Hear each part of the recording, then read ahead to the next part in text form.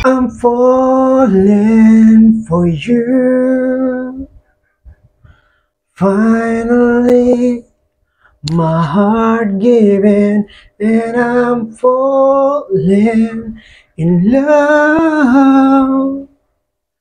Finally know how it feels.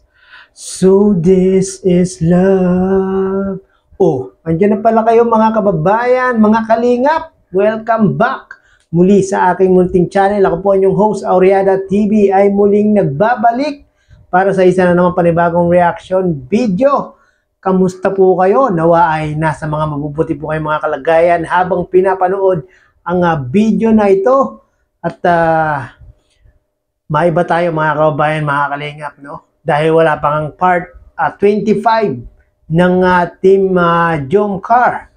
Kung kayo po ba ang tatanungin sa mga previous vlog ni Jomar at ni Carla, ano nga ba yung tumatak sa inyong mga isip at puso? Ano ba yung sa tingin nyo yung ang isa sa pinakamagandang naging episode ng Team Jomcar, mga kababayan? Paki-comment nyo nga po kung ano yung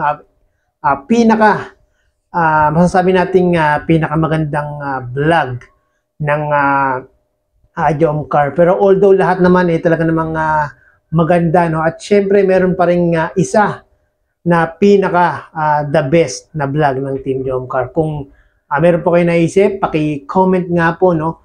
At bago natin simulan o ipagpatuloy ang reaction video na ito, nais ko po muna kayong anyayahan sa mga iyo po nakasubscribe kay Kuya Bal Santos Matubang, Kalinga Prab, Ate Edna Vlogs, at syempre kay Kuya Jomar Vlog. Pakisubscribe nyo na po yan mga kababayan, mga kalingap. No? Nang sa ganun ay makatulong po tayo sa kanilang programa at tadhikain. Yan po ang paglingap sa ating mga kababayan. At syempre, kung nais mo ng mga ganitong reaction video patungkol nga po sa Team Kalingap, ano pang hinahantay nyo, pakisubscribe nyo na rin po para maging updated kayo sa mga ginagawa kong ganitong mga reaction video, no? At kung ako po ang inyong tatanungin mga kababayan, mga kalingap, kung ano yung isa sa masasabi kong pinakamagandang episode ng Team Jomcar na talaga namang hindi ko malilimutan at talaga namang tumatak sa aking puso at isipan, ito po yun mga kababayan.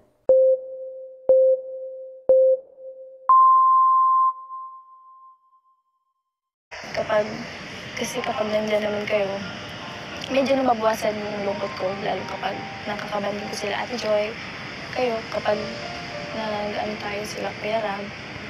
Yan, tas tuwing ano po, nag-vlog tayo, nakakalimutan ko yung mga problema sa bahay. Kung timing pala kung kailan kami aalis, ngayon pa nagkaroon ng problema ka. Okay pa lang, mukhang naiyak ka na dyan Yung totoo, alam mo, pwede mo naman yung iyak sa akin. Para at least, gumana naman yung pakiramdam mo. Alam mo, napansin ko rin pagdating sa pamilya, babaw rin ng luha mo. Kaya okay lang. Ilabas mo sa akin, walang problema. Kaya pa man, think positive pa rin tayo. Magiging okay lang din ang lahat.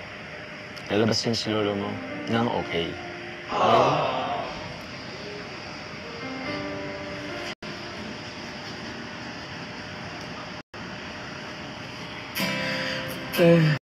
Alam mo, pag nasa Hong Kong kami, pwede ka naman mag-chat sa akin. Pwede mo rin naman i-chat si Kuya Rab mo. Kasi, bibigyan namin kita ng oras, pwede kitang tawagan anytime. Saka may mga tables din dito na hindi makasama doon. Kaya, pwede naman ikaw ipakausap doon. Okay ka lang ba?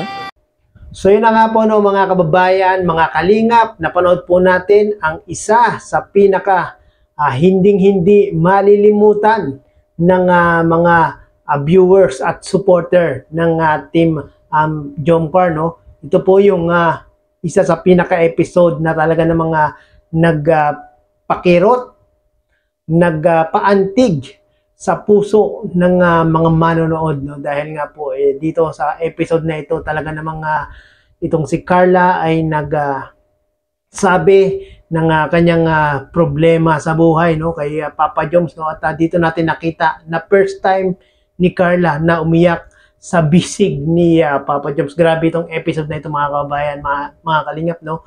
Maraming pinalungkot, maraming pinaluha, at maraming ang pinaiyak, no. At isa na nga po ako talagang sa nalungkot dahil nga po sa episode na ito, talaga namang heartfelt talaga, no. At syempre hindi lang po si Carla ang umiyak sa episode na ito, no, maging si Papa Joms, no, mga kababayan, mga kalingap. Si Papa. Pero, siguro, sanay na lang din. Kailangan...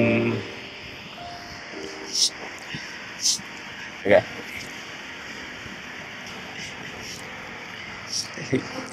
Meron ka ng konti. Hello. Pag ganyan talaga pag-usapang tatay, pag-usapang pamilya, pag-usapang tatay, diyan ako nag-ano nakatungkot.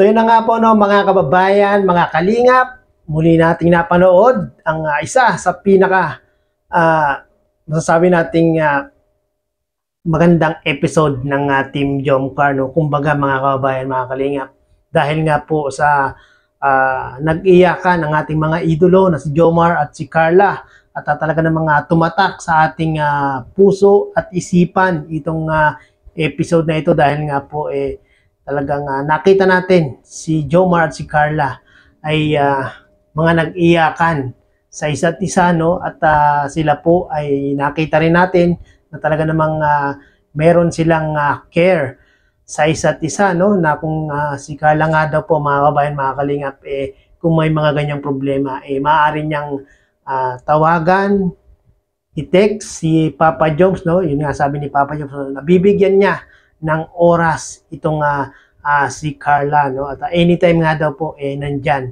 si Papa Joms. One call away nga lang daw po si Papa Joms pag merong mga ganitong problema si Carla, no. At kayo po, naka-comment na po ba kayo, mga kababayan, mga kalingap, kung ano yung isa sa pinaka tumatak sa inyong puso at isipan, yung isang pinakamagandang kung ano yung pinakamagandang episode ng Team Jomcar. Na-comment nyo na po ba, mga kababayan, mga kalingap? Malamang yung mga nakapanood nito malamang sa alamang isa rin ito sa hindi nila malilimutan na episode ng Team Jomcar, no? Habang wala pa po ang part 25, mga kababayan, mga kalingap, antay-antay lang po tayo. Baka daw po next week pa po i-airing muli ang Team Jomcar, no? At panoorin po natin yung iba pang mga upload ni Kalingap, mga kababayan, mga kalingap, no? At maraming pong salamat, at muli ay umabot po kayo sa dulo nitong aking